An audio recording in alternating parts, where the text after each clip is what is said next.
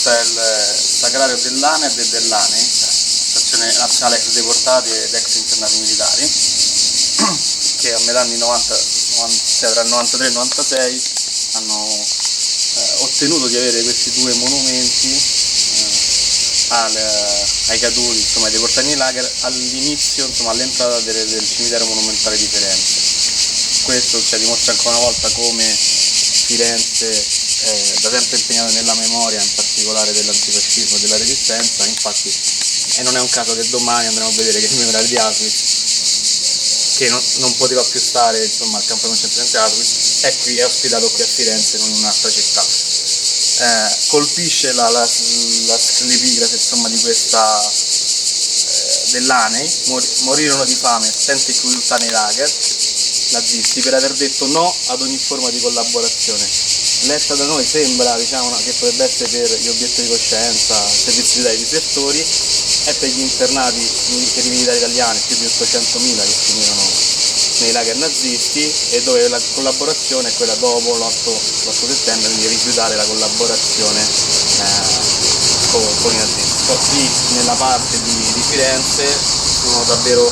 quasi all'unanimità i battaglioni militari che si rifiutarono dopo l'armistizio di entrare nella Repubblica Somalosa e continuare il collaborazionismo, e in molti casi difesero, qualcosa abbiamo anche letto ieri a Mose Sant'Anna, cercarono di difendere anche popolazioni civili della zona. Viene invece la cosa interessante, oltre che, insomma, è un bel monumento che riprende alcune simbologie dei lager, ostinato, è dedicato ai deportati politici, vedete il triangolo rosso italiani, che non sono tantissimi quelli specificamente dedicati solo ai deportati politici, ed è stato, diciamo, pensato insieme alle scuole di Firenze e di Sesto Fiorentino. Quindi è un progetto che l'ANED di memoria ha fatto nelle scuole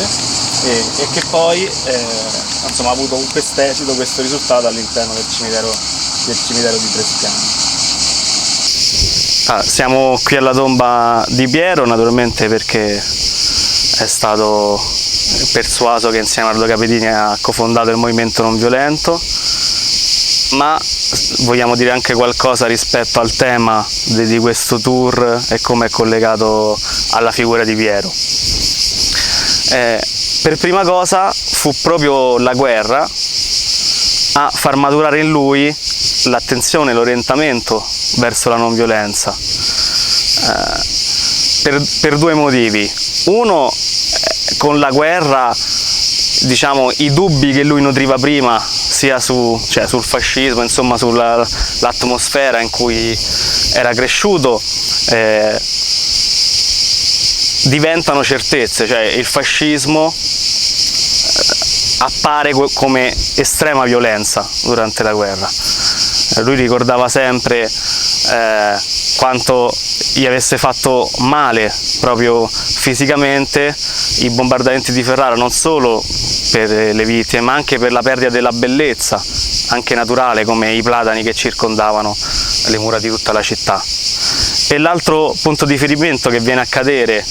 durante il fascismo e poi definitivamente con la guerra è quello della Chiesa Cattolica, che con il concordato e quindi la collaborazione a questo male così grande perde in lui quel valore di moralità assoluta, che quindi lui inizia a cercare questo ancoraggio, come lo chiamava, da qualche altra parte. E questo ancoraggio, poi persuasione, anche grazie all'incontro, tra l'altro le prime 2 volte che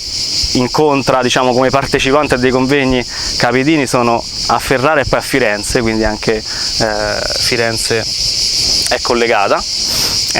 Sono tutte e 2 nel 47, è l'anno in cui lui matura questa decisione pian piano di rifiuto del servizio dell'uccisione militare, come lo chiamava, e comincia quella che è stata la sua modalità di resistenza a ogni forma di violenza, quella in primis di non collaborare al male, togliere ogni complicità alle violenze, proprio perché la sua premessa, il suo punto di partenza era: siamo tutti complici, sia le guerre, come altri tipi di violenze più quotidiane, non le decidono solamente i grandi capi di Stato, ma siamo sempre noi che partecipiamo in qualche modo, e quindi togliere questa complicità diventa il primo atto di resistenza attiva e non violenta che si può compiere. È una resistenza che per lui non si chiude solamente con, diciamo, l'obiezione di coscienza al servizio militare e il suo caso quando poi si risolve. Diventa impegno quotidiano con il movimento non violento, ma diventa fino praticamente ai giorni, insomma, prima della morte, impegno che lui ha verso le nuove generazioni, in particolare verso i giovani del servizio civile universale, ma non solo, verso chi lo andava a trovare, a cercare. Cioè il suo impegno era non guardare quello che aveva fatto lui, io l'ho fatto ieri, ma capire insieme cosa possiamo fare noi adesso come nuove generazioni per praticare ancora forme di resistenza non violenza ai mali e alle violenze dell'oggi. Io direi che aggiungo solo che Pietro Pinna è stato un maestro della non violenza, ma un maestro vero, cioè non si è mai messo su un piedestallo, anzi lui era proprio una figura antiretorica per definizione, più che fare un passo in avanti sugli altri era sempre pronto a fare un passo indietro per lasciare spazio, ma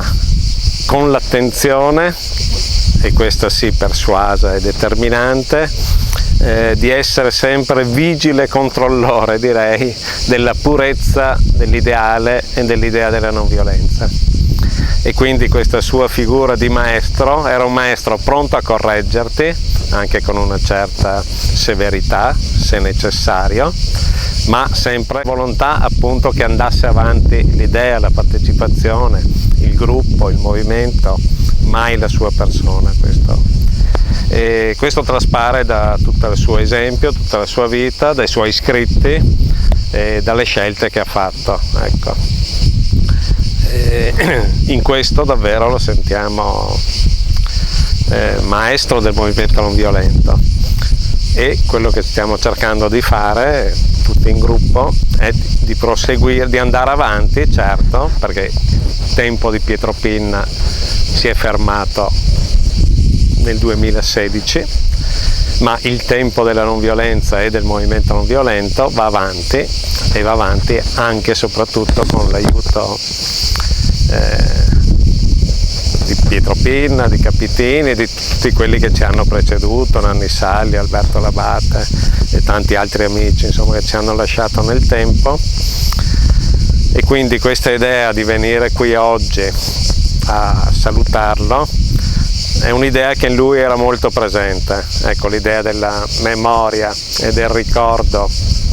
di chi c'era prima di noi, Piero ce l'ha trasmesso e noi lo proseguiamo.